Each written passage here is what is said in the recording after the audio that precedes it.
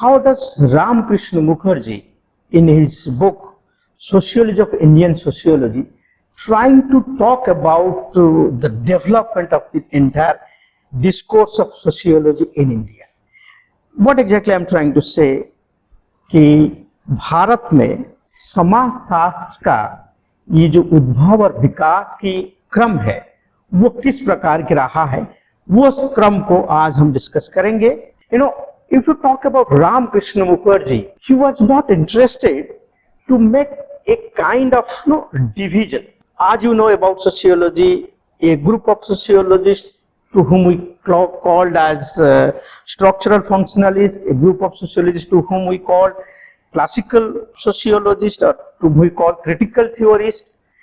In that particular context, he is not interested in such things. So, division of social science is discrete compartment.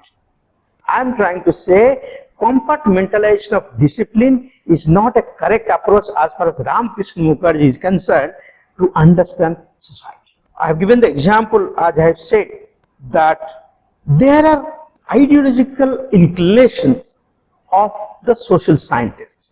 One group of social scientists to whom we call, or they are on the basis of their orientation and understanding, we call them as structural functionalists. We call others as conflict theorists. To others we can call about Weberian theorists. So therefore, such kind of compartmentalization of discipline he was not interested in. So Ramkrishna Mukherjee was interested to propose a unitary social science to understand social realities. So unitary social science. So when we talk about unitary social science, it refers to disciplinary limits and endlessly expanded with increase in knowledge. That means when you talk about transcendent discipline, in the sense when you are trying to talk about the discipline which can study situations beyond its disciplinary boundaries. So transcendent disciplinary limits. So that means unitary social science will try to overcome the disciplinary limits and the expanded or endlessly expanded with the increase in knowledge. That means it will give a new horizon to knowledge. I am just trying to say that Ramkrishna Mukherjee is not interested to make a compartmentalization of the discipline on the basis of the ideological orientation of the thinkers or the writers or the people those are engaged in kind of teaching and learning. So therefore, he talks about unitary social science.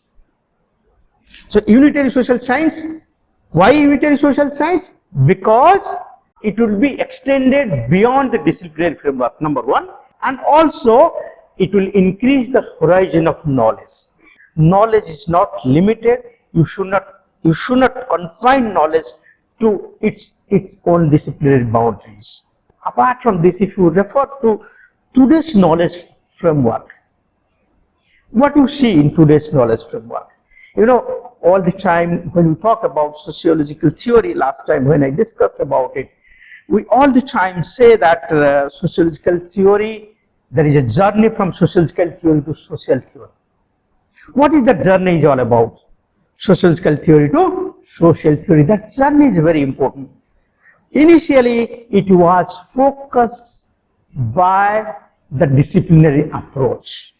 Later on, this has gone beyond, so we are influenced by, specifically the postmodern theories are influenced by linguistic, philosophy, language, psychology, as well as you can say the other evolutionary disciplines or other disciplines like biology and biotechnology. All these things have somehow influenced our knowledge framework.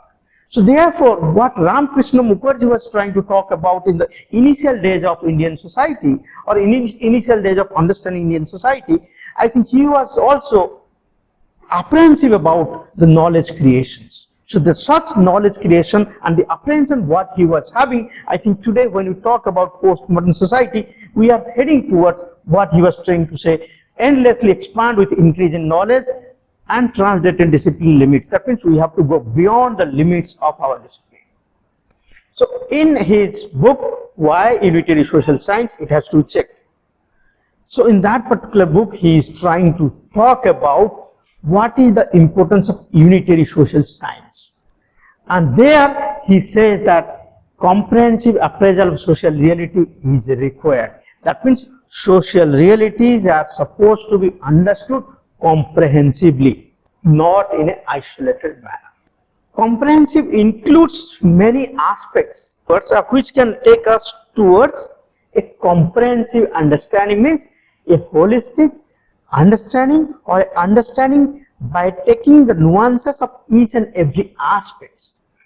But if you go by the disciplinary approaches, or if you talk about the division of social sciences, it may not take us towards a comprehensive understanding about social realities. So in that particular book, why unitary social science? Because comprehensive appraisal of social realities. So in this particular discourse, entire duration of our discussions, we will be trying to give you a framework which can help you to develop this why unitary social science. You know, if you look at the other aspects, or while talking about unitary social science, which was published in 2009, he was also interested to talk about research trends. What is called research trends, and why research trends is important? So that means in which direction our research is going on. That is called research trend. But I will come into that particular point in little details about research trend. When Ramkrishna Mukherjee is interested to have this unitary social science, he genuinely focuses on multidisciplinary perspectives. What is called again the multidisciplinary perspectives? So multidisciplinary perspective to build a social science model of holistic thinking and research. That means Ramkrishna Mukherjee was interested to have a kind of sociology which is based on multidisciplinary approach, and that approach will help you to develop a holistic thinking, and the research also will become holistic. So holistic thinking, multidisciplinarity is the main key to understand what kind of sociology Ramkrishna Mukherjee was interested in. You know, again, if you talk about in present day context, specifically in the context of NEP 2020, or if you go before NEP 2020, you know, NEP, the National Education Policy 2020, if you go a little before that, there was a lot of debate and discussions, and it was vehemently said that we should go towards multidisciplinary approach to understand social realities, not having a specific orientation, but multidisciplinary way to understand society. So multidisciplinarity is very important in sociology, which we are advocating in 90s or after 90s, but Ramkrishna Mukherjee was talked about this multidisciplinary approach to understand social reality long back. Okay, so in that particular context, I think social science, specifically sociology, also needs to take a clue from his writings to develop a holistic thinking about society and social realities. So holistic thinking about society and social realities is based on unitary social science, and if you talk about unitary social science, you are referring to multidisciplinary approach to understand social reality. You know, if you go a little further in that particular book, Sociology of Indian Sociology, we are discussing about that particular book. What is there in that particular book called Sociology of Indian Sociology? What are the current development in the discipline? I think he is interested in this particular context. In this particular book, Ramkrishna Mukherjee is trying to identify the soft and hard spots in the discipline.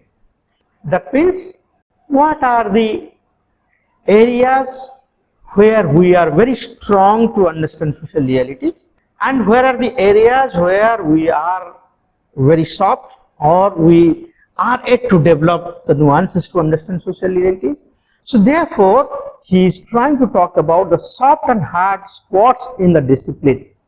Therefore, he talks about 5 important questions. I'll be talking about all these 5 important questions. The first, he talks about what should it be, that is, what kind of sociology you are trying to propose in India, what it should be. You know, by referring to his writings, there are others, what they have talked about it. Ramkrishna Mukherjee and Majumdar talked about sociology in India in 1958. A.K. Saran wrote about India in 1962. Bottomer wrote about sociology in India in 1964. R.N. Saxena wrote about sociology and social policies in India. In 1967, Yogen Singh wrote about scope and methods of sociology in India. In 1973, M.N. Srinivas and Panini wrote about development of sociology and social anthropology in India. So this is the journey how Indian social scientist tries to talk about Indian society and what are the essays they wrote, what are their focus. No, as Ramkrishna Mukherjee and Majumdar, sociology in India, try to understand the physiology of sociology in India. So there is a distinction between sociology in India and sociology of India. You know what Ramkrishna Mukherjee is trying to say? He is trying to talk about the trends of sociology, in which direction sociology is going in India.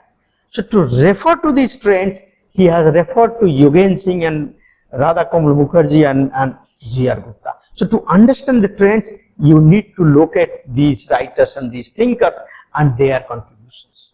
So in that particular context, why he is saying innovative set of methodological and theoretical questions to understand the trends of sociology in India. What are the innovative and theoretical trends which persist?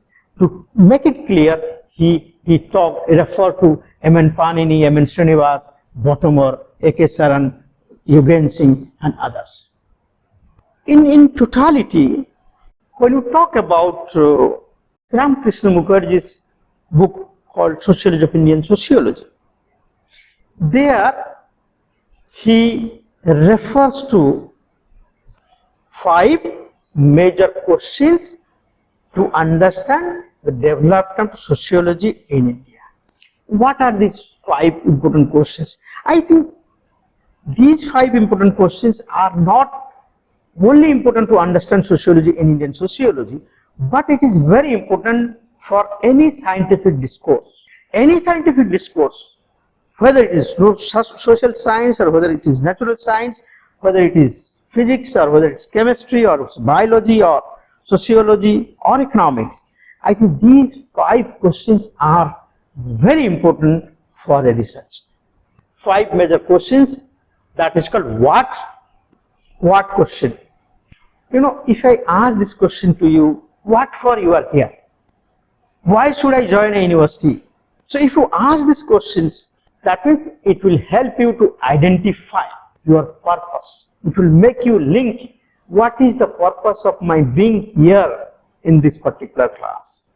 So identify that is very essential. Yeah, what questions makes you to identify what is the purpose of doing programs in sociology.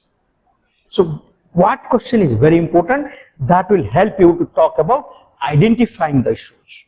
So that will help you to make the justification on the basis of which you can rationalize yourself or convince yourself that my purpose to be here in this class or to talk somebody or which I don't want to talk to somebody, I think that is very important.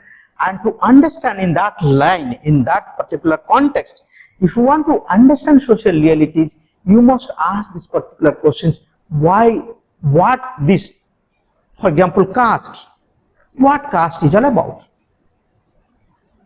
You must ask these questions. You can't do away with caste. No, not at all. You can't do away with your caste. Even though you want, you can't. Dr. Ambedkar adopted Buddhism, and the followers of Dr. Ambedkar also adopted Buddhism.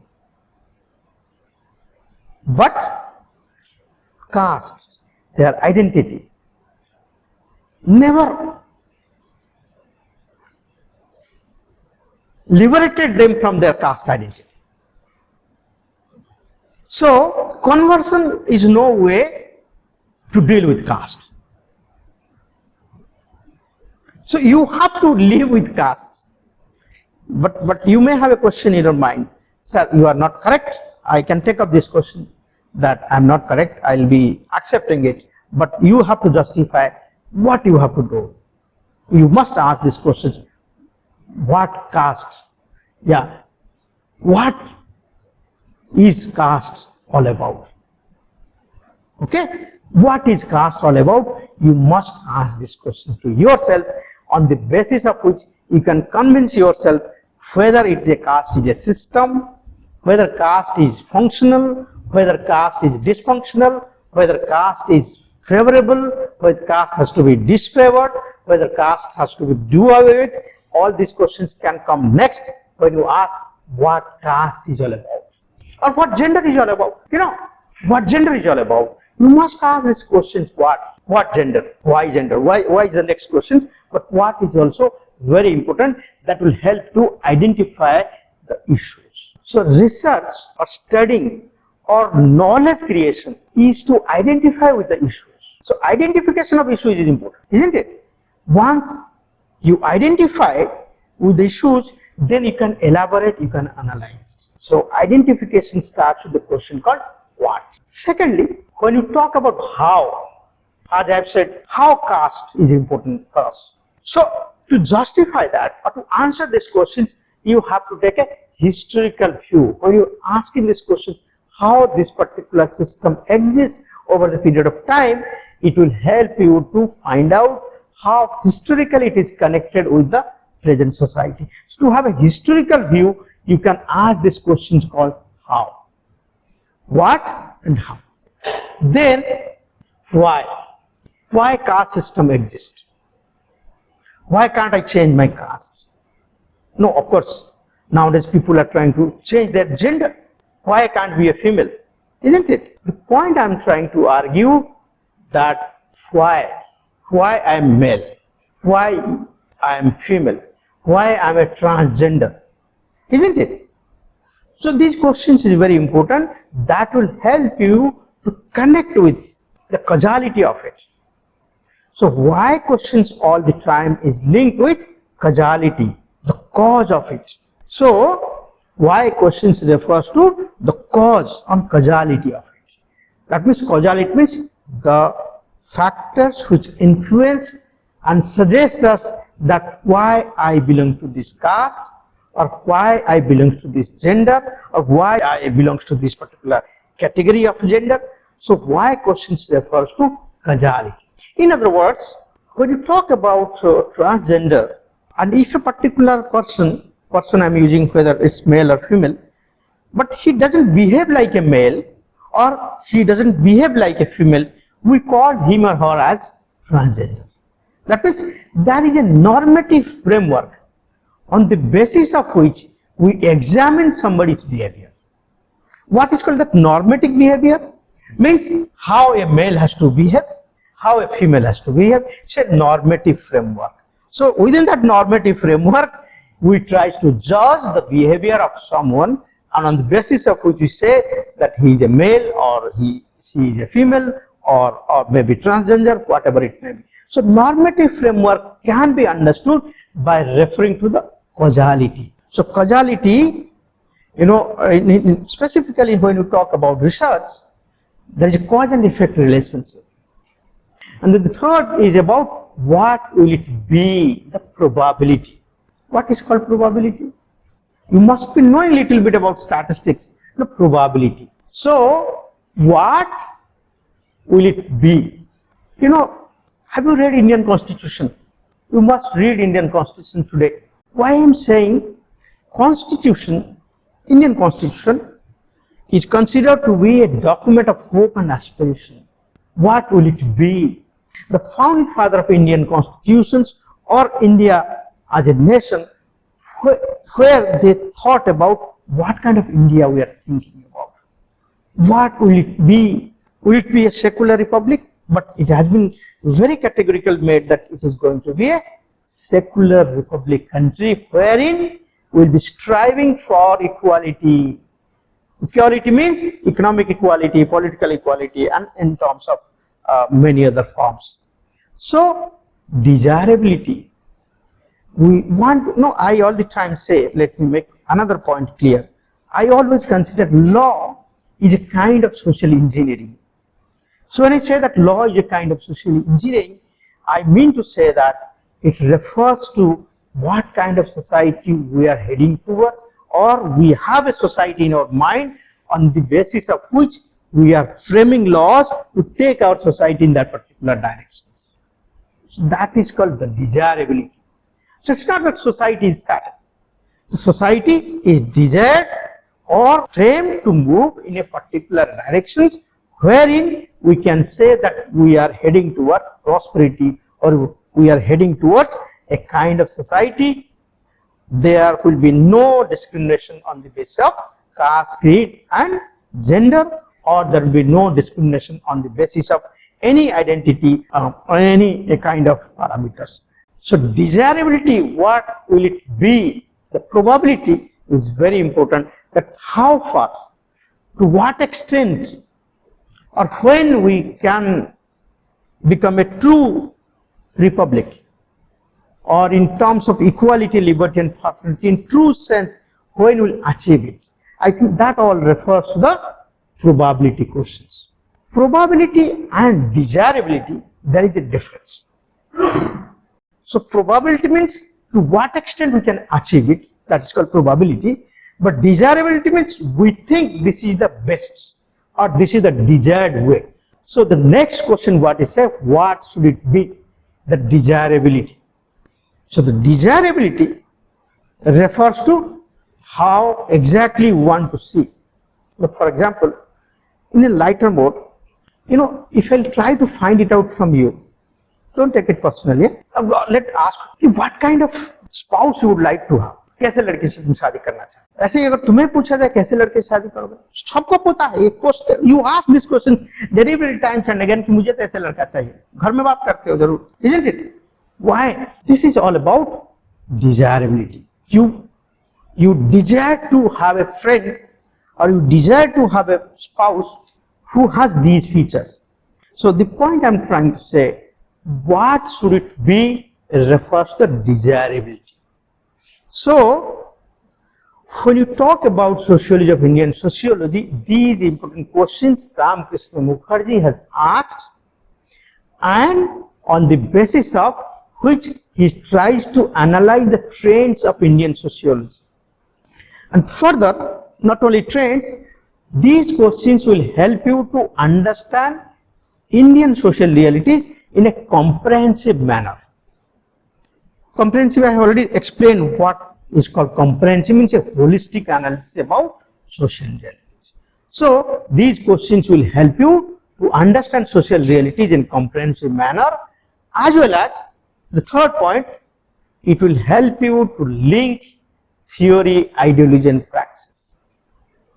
I think the entire discourse here is to understand these linkages. You study the theory, you study the ideologies. The ideologies which I have referred to, maybe sociology, are clubbed and classified on the basis of structural functionalism, conflict theorist, Weberian sociologist, Ambedkarite sociologist, so on and so forth. But how they link their ideas or theoretical formulation with ideology and praxis. That means linking these three is very important. So Ramkrishna Mukherjee's 5 questions helps us to link these three: theory, ideology, and praxis. So linking these three is very important. Then only you can understand the social reality in a very comprehensive manner.